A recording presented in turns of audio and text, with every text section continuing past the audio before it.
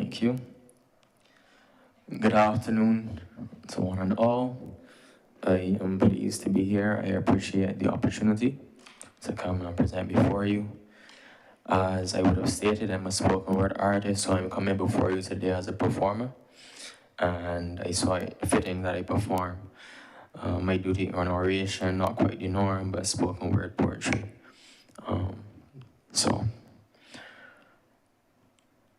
more specifically, as a performer, artist, a creator, and a user of the social media. Don't go so close. Yeah, I sound a bit muffled. Here is better. Fantastic. Right. So I've been following the proceedings from last Monday and this Monday as well. I want to say well done to Janine Butcher, Kimar Stewart, Neil Harper, Daniel Weeks, or David Weeks, Dr. Ferdinand Nichols. And I particularly like where Dr. Ferdinand Nichols said freedom is not the right to do what you want, but is the power to do what you ought. I think that was a brilliant statement. And the critical function of freedom of expression, as expressed from a rights-based perspective, is that of a moral right, as the UN would state. From a non-rights perspective, is more so viewed as a necessity. Yeah, whether it's a necessity to uphold democracy in a democratic nation like this, or to combat government corruption or incompetence, etc. That would be the purpose of freedom of expression. And a source such as that, like Stanford, their Department of Philosophy would state that a tyrannical state that imprisons descendants acts unjustly, violating moral rights, even if there's no legal right to freedom of expression in its legal system, which is a far contrast from ours, whereby we do subscribe to, freedom of expression as a natural human right, and we tend to try to uphold that. At this point, we also commend this committee and the government. In a technologically developing society, it's very important that we develop legislation to suit. My issue is, as you can tell by now, perhaps, lying in the nuances related to freedom of expression, particularly in Section 20, subsection 1B. In Barbados, we have an unfortunate history, particularly of silencing our revolutionaries or forcing them off the island, and I can say I fear this may further aggravate that problem. When I think of persons like George Lamon or Clement Wickham, or when I think of men like Clement Payne, who was a union organizer and a highly effective one, as one source says, the Caribbean Beat magazine. He arrived on the island beset by economic problems and hardship in the wake of the Depression. Sugar prices had fallen catastrophically, and plantation owners had responded by slashing wages. And Payne, influenced by the Black Power ideology of Marcus Garvey and the growing radicalism of Trinidad, delivered a shocking message that the black and poor majority in Barbados should organize themselves in a union and confront the planters and their allies. Confront them. Not that Payne advocated violence. His motto was educate, agitate, but do not violate. But he grew big crowds with his speeches to hear fiery denunciations of injustice and deprivation. And the colonial authorities were predictably hostile to this firebrand orator. And the constabulary warned him that he was under observation each moment of the day and night. And we know that when the labor unrest broke out in Trinidad in 1930s, Payne was eager to tell his audience what the authorities would have rather have swept under the rug. And the whole of the Caribbean, he said, was on the move, and justice was there for the taking. And he organized a union meeting, the Barbados Progressive Working Men's Association, and at that point, the government would have taken action and made it absolutely their job to send him back to Trinidad. And you can read more about that in the Caribbean Beat magazine. But when I think about men like Gabby too, I ain't know about you, but if I was Jack there, I would be shedding tears if a man as mighty as Gabby cast stones at me. I risk that label that he had tear, probably. And Jack could get his jacket straight, but if Gabby were to have gadgets and posting up to Freely Beach, calling their name so freely, I wonder what would happen to he if this kind of thing was passed in 82 or even 83. I mean, as it stands now, we could see how soca being hit hard and far away from being hard-hitting social commentary. That's why it's just jam and wine and jokes in this country. Labor laws done got things stroke up tight compared to a scene like Calypso and TT, where artists like Crow can sing, express dissent, and foul play a bit more freely without being caged. But you can pause on that. Back to Dr. Nichols. Right, he brought something off the press from 2018 when election time was setting and words was flying high, empty promises fell hot here like balloons rising like the bread in the oven at a bakery. He said this one come from the leader of opposition, now PM Mia Amor Motley. Gotta love she. She said, today is about sending a message that the people of Barbados will not allow anybody, neither Labour Party, Barbados Labour Party, Democratic Labour Party, private sector, to intimidate. Not ever again. You have been raised to think for yourselves, and you have the right to speak out, and you have the right to speak out without somebody trying to unfair you in this country. So today is equally about reclaiming for Barbadians the right to express themselves in an environment which is where fear is removed. And if ever the time comes that you give us the confidence to lead you, we too must ensure that we never rule a government to unfair or cause fear in this country. This is the solemn promise of the Barbados Labour Party. I don't know about you, but if there's an intent to keep that promise, the broadness of Section 20, subsection 1B seems unwise, and my challenges lie mainly in the philosophical approach to understanding the fundamentals of the importance, invitation, and infringement of freedom of expression. A universal human right which right now seems to be being made to bow beneath the guillotine, to have a critical piece of its being be removed. And I am dressed in a monotone fashion, for I am prepared, if extremely perturbed and reluctant, to mourn our great loss, and much less prepared to pay the great cost. And I'm not trying to move you to tears. My colleague before, Kimar Stewart, did a good job in asserting that this is not an emotionally guided issue. It is very hard for emotions to be found criminally damning. But I'd be damned by my own conscience if I say nothing if a man can say something true or false on socials, and because the person impacted by the use of his computer system is intended to be annoyed, inconvenienced, obstructed, embarrassed, humiliated, insulted, or feel anxiety, he can be damned. And Mr. Chair, you have said many times that you're an attorney at law, and earlier too, I believe you said there are other lawyers in the room, correct? Yes. What is your issue with filing such cases under the coverage of the Defamation Act and leaving it at that? Establish policy with clear defenses instead of allowing a web of ambiguity to be a trap for the judiciary you have constantly kicked the can to. Really. My understanding is that the goal of the bill, as it seems largely, is to bring improvement.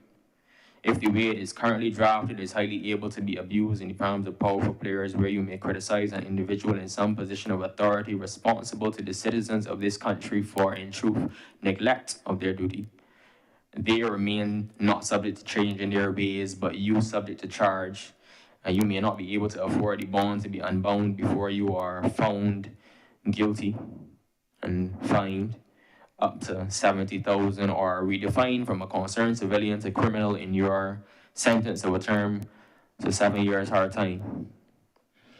I bear all of this in mind. And I also bear in mind that we are all beings with egos and insecurities. To forget this is to forget humanity.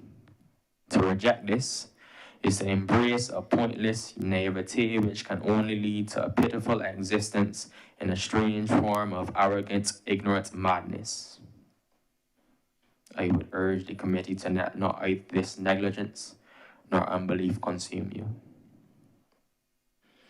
And yes, it states in Section 19, subsection 5, that subsection 3 of that same section is covered by the defenses of the Defamation Act. However, that's not the case for Section 20, subsection 1B, as far as I see it. The defenses in question being that of truth, opinion, or fair comment, and privilege.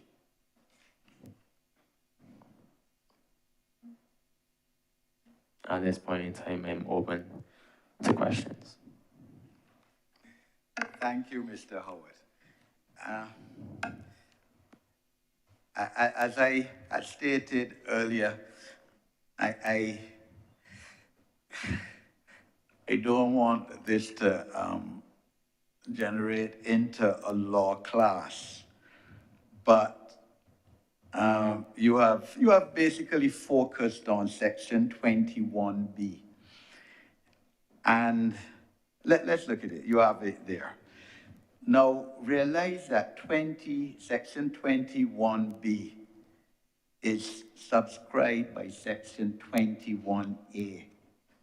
And you can correct me if I'm wrong, but I'm getting the distinct impression you're taking section 21B to stand by itself and to say that anyone who intentionally uses computer, electronic device to cause annoyance, etc., that is the offense in itself. But that isn't what section 20 is saying. In other words, realize that there's no or there. It isn't section 21A. You're publishing this offensive pornographic material, or B, for the purpose of that, like how some sections like 19(1)A intimidates a person, or B, threatens. You following me? There's no or there in 21, separating 21A and 21B. So you take them together. So in other words, this head of cyberbullying, this section, is saying that an individual who intentionally, in other words, they have the mental capacity to do it, they want to do it, they intentionally do it, they publish or broadcast something that is offensive. In other words, you know, it isn't good. And in my submission, coming therefore within the limitation of your constitutional right of freedom of expression is pornographic. I mean, why should someone, you know, you've had a relationship with somebody and regrettably, because I said in Parliament, pictures of nudity taken, relationship finished, and now somebody wants to send these nude pictures of the former partner online. Indecent. I mean, we can't encourage indecency, and there are laws against that. Profane, obscene, vulgar.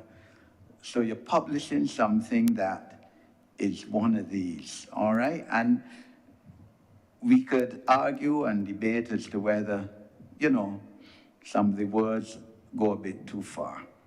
That's up for debate, and obviously the committee, that's one of the mandates of the committee, to look to see if it's too wide.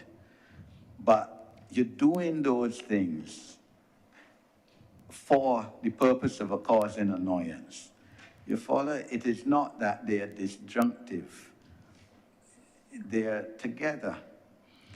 And I want to, because you're focused on that section, so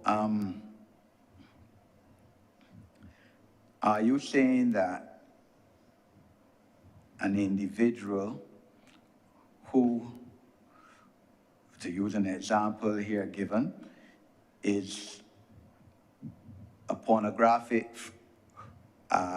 freak, 3 o'clock every morning, they're getting out of bed and watching a lot of porn movies, and, you know, and nobody knows that. That is not known to the public. The public sees this person as some upright person. Person might be a priest doing that, but they're an adult, and that is what they're doing 3 o'clock in the morning. And, you know, they and their wife, let's say, or their husband for that matter, because it goes both ways, they break up, and now the wife now or husband wants to use that against them and publicizes that on social media.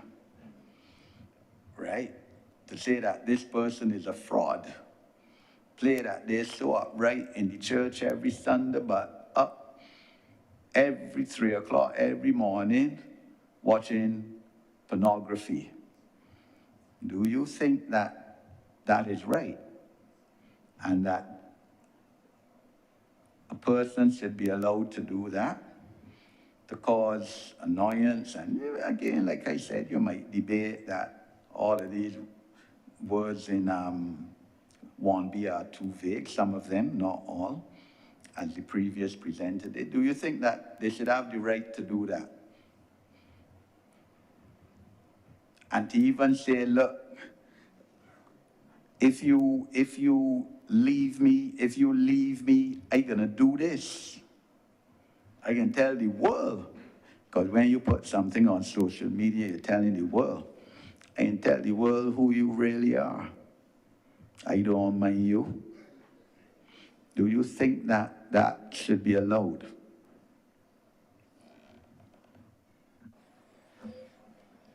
I think that, judging by the reaction from some members of the committee, it seems to be an amusing situation.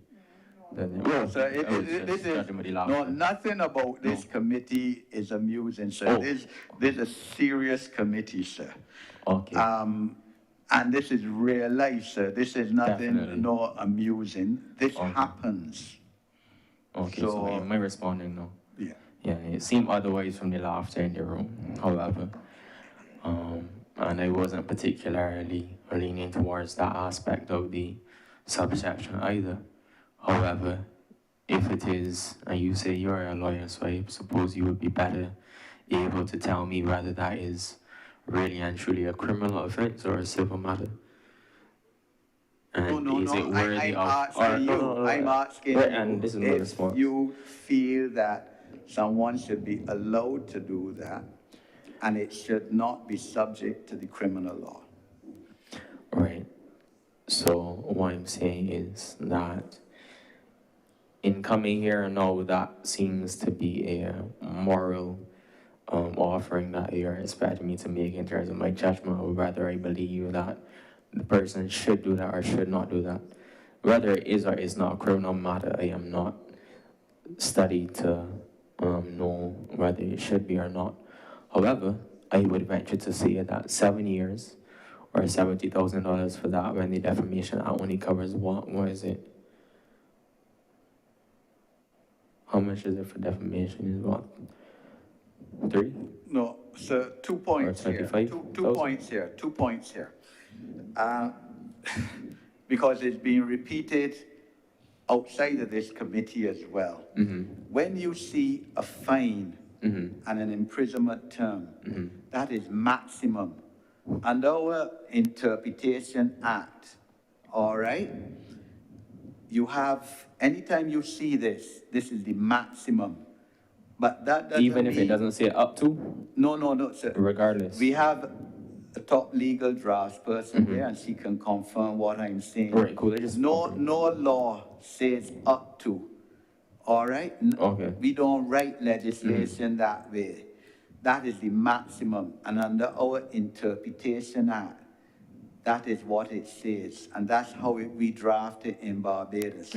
So a judge can, for instance, say that, yes, you're found guilty, but I can just reprimand you and discharge you. That is the judicial authority and discretion. And we have separation of powers, as I'm sure you know, between the legislation and the judiciary. A judge can say, I'm going to fine you $500. In other words, once you're convicted under any of these provisions, right, it doesn't mean that the magistrate or the judge has to sentence you to 7 years in prison or has to fine you $70,000.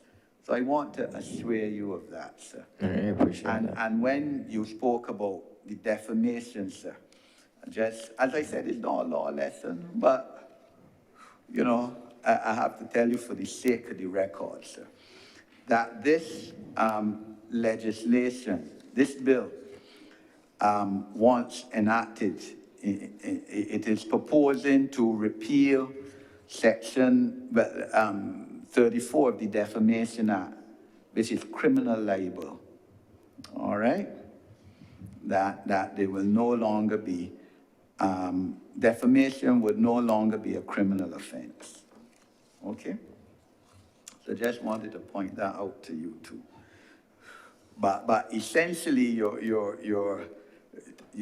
at least I'm interpreting your response that, you know, you haven't addressed your mind to, for example, the example I gave you, which is what Section 20 speaks about. It isn't that you look at Section 21B in a vacuum and that anything that causes annoyance, thing that somebody thin-skinned and they can't take insults, and because they can't take insults, they go to a police station and you before the court. It is subscribed by 21A. Cool. Okay? The repeal that you were speaking of in terms of the Article 34, that would mean that the current imprisonment of the up to 12 months or a fine of up to 2,000 I'm seeing would no longer be in place? Section 24 of the Defamation Article Act 34, yeah. would be repealed.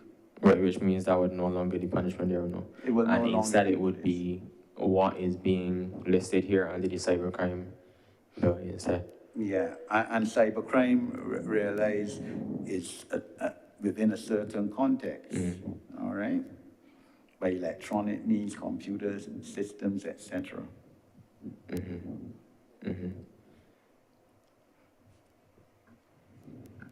That being said, addressing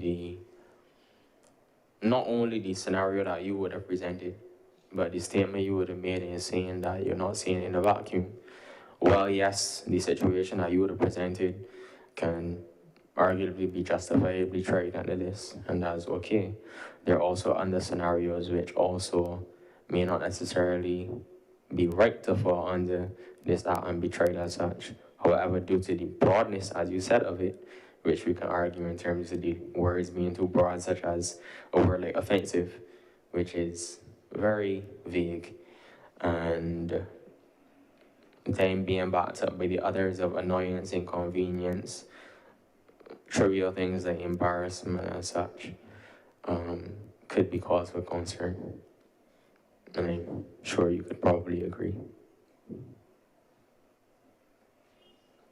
Okay. Any other members? Yes. Yes. Honorable Leader of the Opposition. Thank you, Chair. Timon Howard, that's your name? Yes. I'm going to ask your age, not to be discourteous, but to make the comment that I'm going to make. How old are you? Don't answer. I want to commend you. I assume you're very young. And I want to commend you for coming into this forum at your age. It is normally a forum that in which you find persons older than yourself. So I want to commend you for the courage that you've displayed in coming here. I also want to commend you for your mode of presentation, spoken word, which is a very powerful medium. I take it that if you do spoken word, you're reading, and that is a part of a crisis among young people. Again, I did ask your age, and you were sensitive about answering. I suspect you'll answer before you leave, though. Our young people are not reading, and I don't blame young people alone, because it's the system, it's the technology that seems to be discouraging reading. So I want to encourage you to continue to read. Sometimes you may even consider, young people in this country may even consider putting down the gadgets for one day and reading. The personal and intellectual discipline that is involved in that is highly developmental. And if you are not reading and you're doing YouTube, for you personally, I would like to recommend the lecture by Akala. As a spoken word person, I'm sure you know that name. AKALA, the English spoken word. Oxford, yeah, I think. Yes, the Oxford Union address. If you have listened to it once, go and listen a second time. You will find that that is extremely helpful in terms of your personal and intellectual development. So, young Timon, I congratulate you for coming into this environment, even at your tender age. I commend you as well for using the medium that you have used. That takes courage, because they don't do spoken word in here, and you have proved to everyone in Barbados and across the world listening to this that spoken word is valid. It's a valid mode of communication. We've understood everything you've said. It is very effective. It is very powerful. And I want to, as I said, commend you and encourage you to continue spoken word. Many years ago, they used to do it at the museum on Sunday evenings. Adrian Green communicates very, very powerfully. So I want to ask you to continue to be a standard bearer for young people and to continue to be a voice that is socially and politically conscientious, because coming here proves that you are socially and politically conscientious. Again, it is something that we are losing among our young people as they get lost in the other spoken word and the other behavior. So, Timon, I admire what you've done here today, and I congratulate you. Thank you very much. Would you say your age now? No, sir. Okay. Thank you very much for the encouragement, though. I appreciate it. I'm not sure if there are any other questions particularly related to the bill itself or the presentation. Senator Nichols. Right. Yeah. Thank you. Chair, at the rest of the lane, the members were going out to lunch. Right. I noticed that the presenter here is an artist, and I'm particularly interested in whether he had any views as to how, whether the bill puts any undue restrictions on artistic license. And if it does, how can we protect vulnerable persons from cybercrime if I were to say that was not the intention of the bill, to put restrictions on artists, comedians? Let me give a little context. Comedian will ordinarily lampoon people of the political class, people who are in public life, and to the enjoyment of the crowds and the audiences. And let's say, for example, that is put online, televised, broadcast on the internet. Could that be a crime? I doubt very much that that would be the intent of the bill, but do you see that that is a possibility based on any reasonable interpretation of the section? And if so, if you have any suggestions as to how we might be able to segregate that from, if we can segregate that from any other of the offending provisions. I'm interested in your views on that.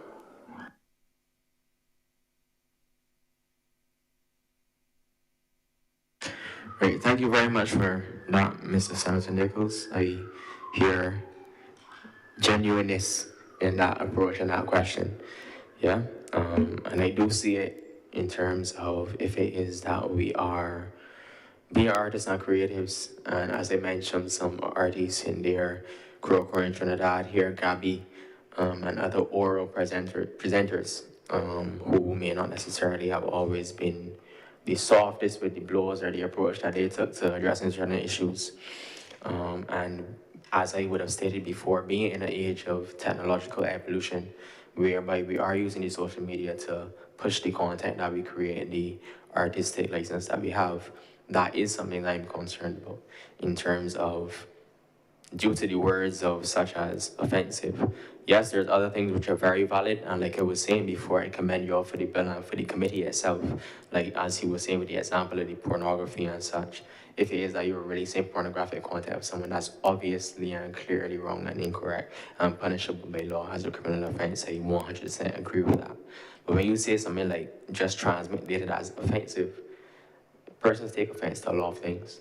Yeah, sometimes persons take a lot of offense to things that are true, right? And in an age where it is that I mean, we are a democratic society, and as I prefaced my piece by stating in terms of the fact that a function of freedom of expression can be thought, aside from it being a human right fundamentally, right? Being human beings, we want to communicate and be able to listen to others and make decisions and process thoughts.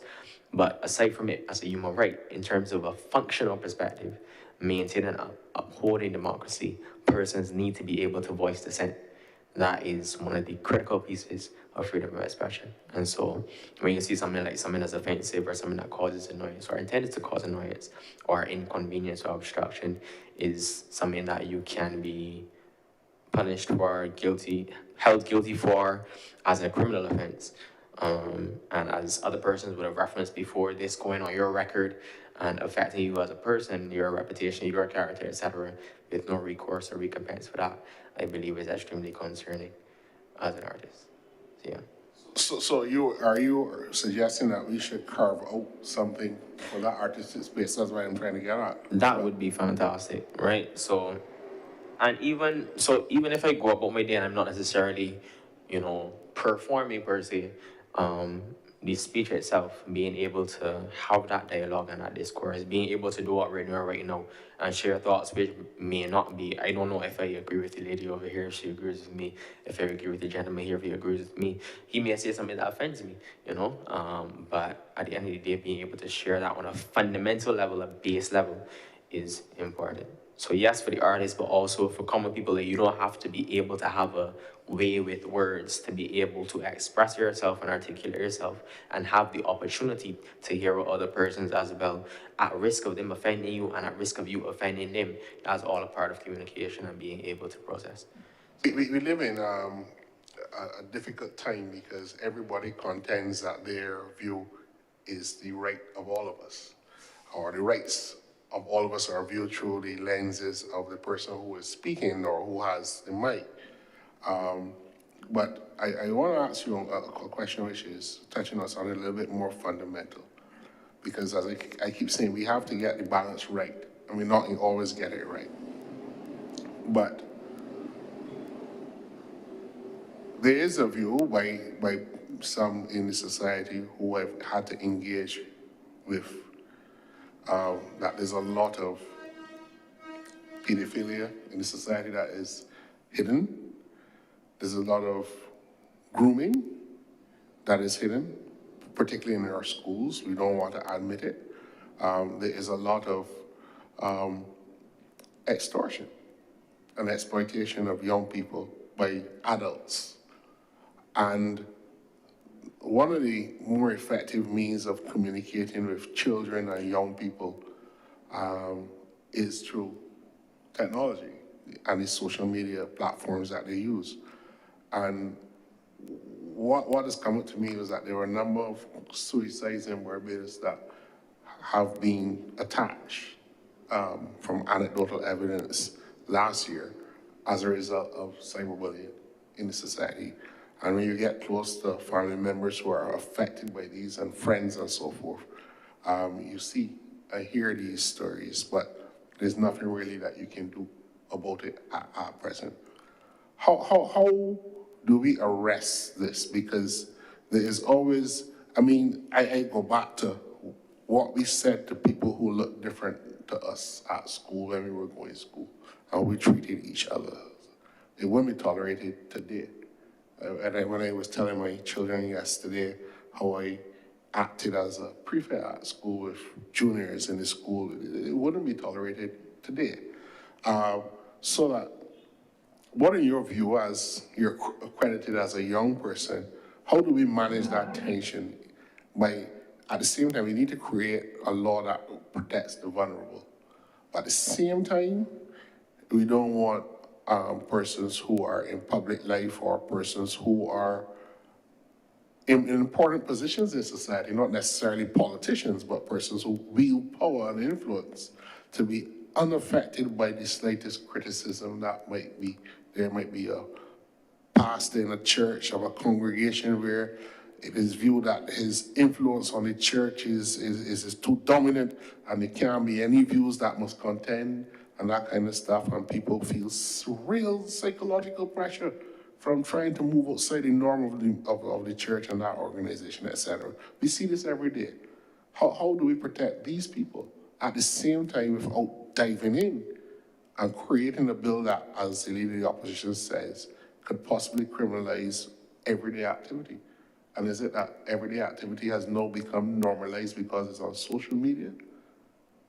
Should we allow that as an acceptable norm where people can do the worst, as they would say, on social media? Because we know that that is the media in which people hide and communicate. Well, it really isn't hurt nobody, but sometimes it hurts people. So I just want to hear your views on how we get that balance right, because what's going on in my head is that the bill is being criticized for good reasons and bad, but I want to hear at the end of the day how we achieve the right balance. Yeah, thank you very much. I think you said a lot that we can hold on to in that, particularly in terms of trying to create some kind of legislation that helps those who are vulnerable without creating other unnecessary vulnerabilities in that sense. I would say that that is definitely something that should be addressed and looked into. I have stated before, I'm not studying law, so I would say that is the kind of mindset or understanding that then should be carried into the discussions by the persons who are the policymakers, the lawmakers, etc., who are more on the academic side, mentally and background-wise equipped to then work on policy making and stuff like that. I would say it is saddening, as you said, in terms of the suicide rates and such. It's interesting to see the development over the years of society in relation to cyberbullying, from it being, well, they could just put down the phone, you know what I mean, to where it is now that we're actually trying to address it because of the results that we've seen. It may be a bit sad to see that it had to be at the cost of a few deaths for it to happen. But nonetheless, I'm glad that we are at this point now whereby we do see that is a critical issue to address. How that will happen, I would say that this board and this committee rather is a very important part of it, wherever this process goes afterwards. But I can't necessarily say, all right, well, scrap this. Or I can't necessarily say, all right, so my proposal or my legislation is Article 20 should say, etc. I can't necessarily say that. In relation to the child grooming, Mr. Springer here would have given the example before to, I believe it would have been Mr. Stewart, I could be incorrect, in terms of This morning, Mr. Lewis, last week. Mr. Stewart. Mr. Stewart talking about monitoring. His concern was monitoring. Okay, well, you can't talk anything, right? But yeah, it was to either Mr. Lewis or Mr. Stewart, the example you had given in terms of the child grooming and the example of waiting for a crime to actually be committed. That was Mr. Lewis. Mr. Lewis this morning, right? Waiting for a crime to actually be committed before it happens. I do believe that there can be programs and probably instituted in place so that students, programs in place so that students have persons to reach out to. Because in the same way with actual physical grooming and abuse, sometimes it would be the uncle or whatever it is. Well, my uncle has come by sometimes and then like you tell the mother or whoever and then they don't believe you or whatever, that kind of stuff, and then things go too far. That's stories that you hear all the time. So in terms of that, having programs that students and like young persons can actually reach out to actually speak out, being encouraged to speak out with campaigns against this kind of stuff. Like, no, this is not normal. It is not normal for you to be getting gifts from a 40-year-old man who's come by when you was 12 every Saturday and do things to you that you know is supposed to be happening to you, and then just give you a gift and say, but don't tell your mother, like, that's not normal, right? So being aware, like raising the education, and the awareness of like, this is not okay. And you have places that you can go to actually get help when this stuff is happening to you. That will take you seriously, that will investigate, and that will actually bring some kind of recourse as much as is possible after, you know, that has happened to you, as much as recourse can ever be gotten, in that sense. So yeah, that's just one suggestion in terms of that, yeah. Okay, so Mr. Howard, we thank you for coming. I'm sure that I could speak on behalf of all of us to say that we wish you the best in terms of your studies, your future, and, you know, to encourage you in your talents and spoken word skills. Okay? Thank you for coming. I appreciate it, and once again, thank you for the opportunity. Blessings to everyone.